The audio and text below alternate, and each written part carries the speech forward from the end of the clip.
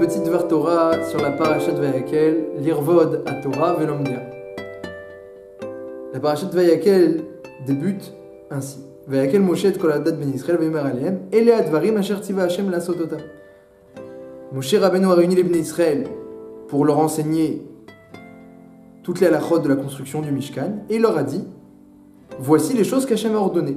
Sheshet yamim te'aseh melacha, uvayom hashvi'i lachem kodesh shabbat shvaton l'Hashem. 6 jours, vous ferez le travail travail sera fait, et le 7e jour sera Kodesh, un repos pour Hachem. Kol ha'oseh melacha yumat. Lo tevaruesh bechol mojodrem, n'allumez pas le feu dans vos foyers. Et ensuite, Moshe Rabbeinu commence à décrire la construction du Mishkan.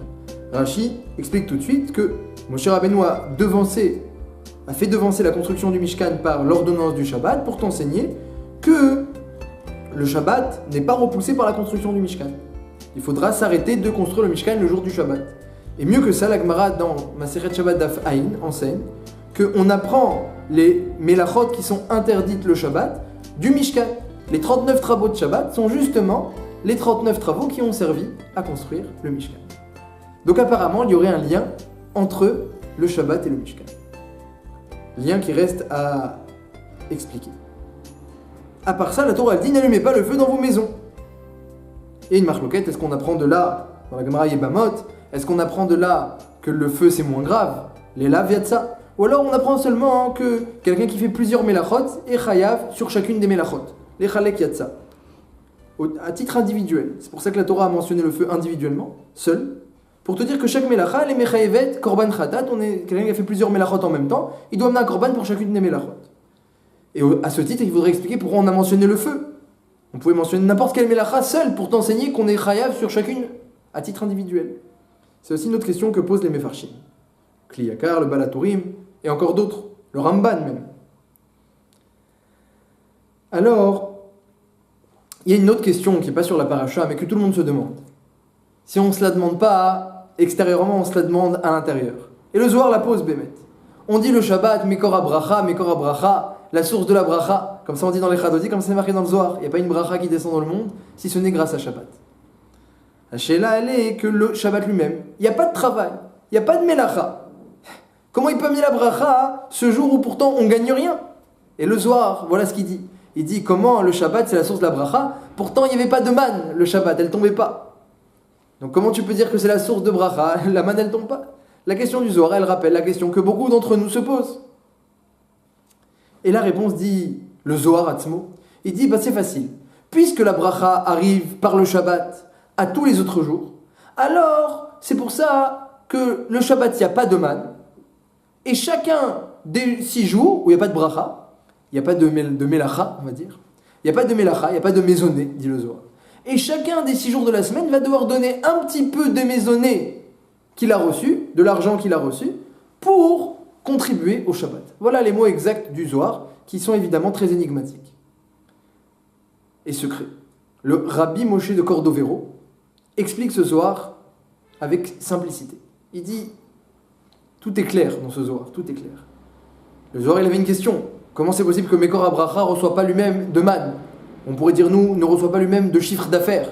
Arrêtez Mekor HaBracha et pas de chiffre d'affaires. La réponse, explique Rav Moshe de Cordovero, c'est justement. Rien, on sait qu'Hachem, il a tout créé, yesh me'ahin. Certains traduisent ex nihilo. C'est quoi yesh me'ahin? C'est yesh, il y a, la matière. Me'ahin, à partir de il n'y a pas, c'est l'antimatière. Hachem, il a créé la matière, à partir de l'antimatière, on pourrait dire à partir du spirituel. Donc, la matière n'existait pas, Hachem, il a pris du spirituel, et à partir du spirituel, du monde de l'antimatière, monde de lumière, comme le Zohar l'appelle parfois, souvent, eh bien, il a créé la matière. Donc toute bracha matérielle, vient de l'antimatière. Donc si Shabbat, c'est Mekor HaBracha, c'est la source de la bénédiction, forcément que c'est un jour qui ne contient pas de matière, qui ne contient pas de melachot. Forcément. Parce que c'est ça la définition d'un Mekor HaBracha. Une source de bénédiction matérielle ne peut être que quelque chose d'immatériel, puisque c'est de là que vient la matière, de l'immatériel, de l'antimatière. C'est pour ça qu'il y a un jour de Hora Vesimcha, de lumière et de joie, dans lequel, Hachem déverse toute la bracha. Et c'est forcément un jour où le travail s'arrête, où la matière s'arrête, où on met tout de côté, la semaine de côté, on oublie tout, Parce que c'est comme ça que Hachem il a créé la matière, et c'est comme ça qu'il la bénit, c'est comme ça qu'il l'amène encore aujourd'hui, par des jours de ce style, des jours comme des jours du Shabbat.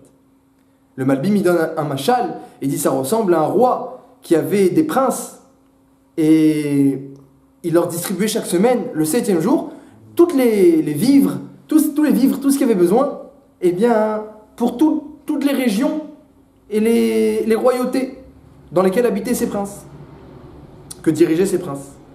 Et les gens, les citoyens savaient bien que ce jour-là, le 7e jour, ouah, toute la bracha arrive, les princes reçoivent la bracha pour nous, pour nos villes.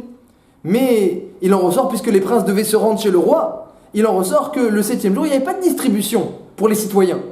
Mais ce n'était pas une tristesse chez les citoyens, parce qu'ils savaient, tout se décide en ce jour, c'est décisif. C'est grâce à ce jour qu'on va recevoir, nous, la bracha pendant la semaine à venir.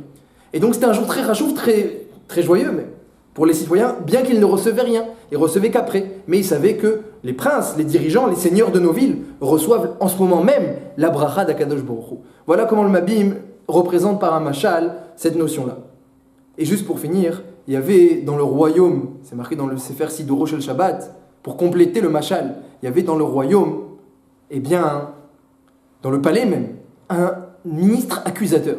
Et il ne voulait pas que le roi donne tous ces flux de Parnassa au ministre, au prince. Il disait, ce prince-là, il n'a pas besoin d'autant, et cet autre prince, il met un peu dans sa poche, et ce prince-là, il est pas droit, etc. Alors, le roi est embêté, parce que le ministre accusateur dit des choses qui sont vraies, notamment, parfois, des choses qui sont vraies. Mais d'un autre côté, les princes, ce sont ses enfants, pour la plupart. Donc le roi voulait donner. Qu'est-ce qu'il a fait? Le roi a une très bonne idée. On va faire en sorte que ce jour où je distribue eh bien, les flux de bénédiction, de richesse, à tous mes princes, à tous mes ministres, eh bien ça va être un jour de fête. Un jour où on va avoir une grande séouda, une grande joie en mon honneur, moi le roi. Et donc dans ce contexte de joie, de simcha, l'accusateur ne pourra pas parler. S'il se met à s'énerver, à crier, à accuser, c'est un manque de respect pour le roi. Et tout de suite il sera mis de côté, on ne l'écoutera pas. Il sera lui-même obligé de danser et de se réjouir avec nous. Voilà l'idée extraordinaire qu'a eu le roi. Et donc il a fait en sorte que le Shabbat soit un jour de fête, un jour de délice, où l'accusation ne trouve pas sa place. Et le Zohar dit que c'est pour ça qu'il n'y a pas de korban khatat, parce que l'accusation, l'expiation, on ne parle pas de faute le Shabbat. Il n'y a que de la joie, il n'y a que de la simcha, et c'est dans ce contexte de joie, de simcha et d'antimatière qu'on peut distribuer la bracha. Et donc de même qu'il n'y a pas en haut de rigueur, alors il n'y a pas de feu en bas, parce que le feu représente la rigueur, dit le Zohar. Donc il n'y a pas de feu en haut, donc il n'y a pas non plus de feu en bas. Et le rapport avec le Mishkan aussi, c'est parce que le Mishkan, il faisait venir la Shrina ici-bas. Akadosh Baruch Hu venait résider dans le Mishkan, et la Shrina, c'est elle qui apporte la bracha.